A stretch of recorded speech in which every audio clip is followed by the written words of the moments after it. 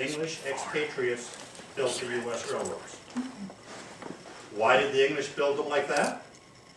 Because the first rail lines were built by the same people who built the pre-railroad tramways, and that's the gauge they used. Why did they use that gauge then?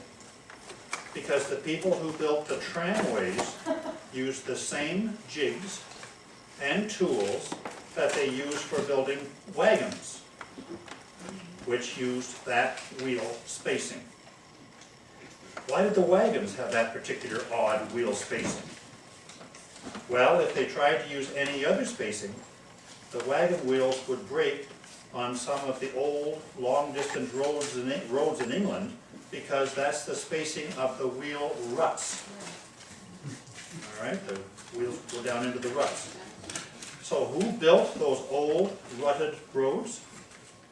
Imperial Rome built the first long-distance roads in Europe and England for their legions.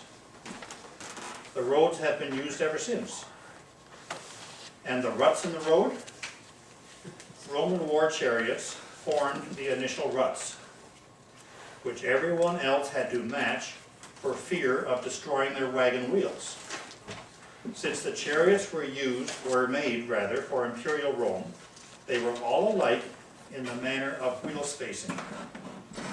Therefore, the United States standard railroad gauge of 4 feet 8.5 inches is derived from the original specifications for an Imperial Roman war chariot. Bureaucracies live forever. So, the next time you are handed a specification, procedure, process, and wonder what horse's ass came up with it, you may be exactly right.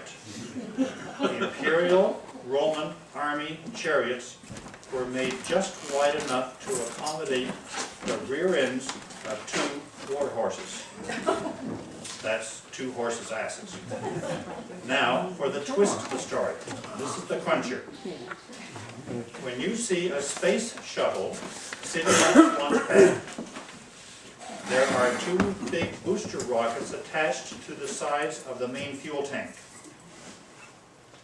These are solid rocket boosters, or SRBs. The SRBs are made by TWGHS, I don't know who that is, at their, you know? TWGHS, Dave. TWGHS? Sorry. At their factory in Utah. The engineers who designed the SRBs would have preferred to make them a bit fatter. But the SRBs had to be shipped by train from the factory to the launch site. The railroad line from the factory happens to run through a tunnel in the mountains, and the SRBs had to fit through that tunnel. The tunnel is slightly wider than the railroad track, and the railroad track, as you know, is about as wide as 2 horses' behinds. So, a major space shuttle design feature of what is arguably the world's most advanced transportation system was determined over 2,000 years ago by the width of a horse's ass. And you thought being a horse's ass wasn't important? Ancient horses' asses control almost everything. And current horses' asses are controlling everything else.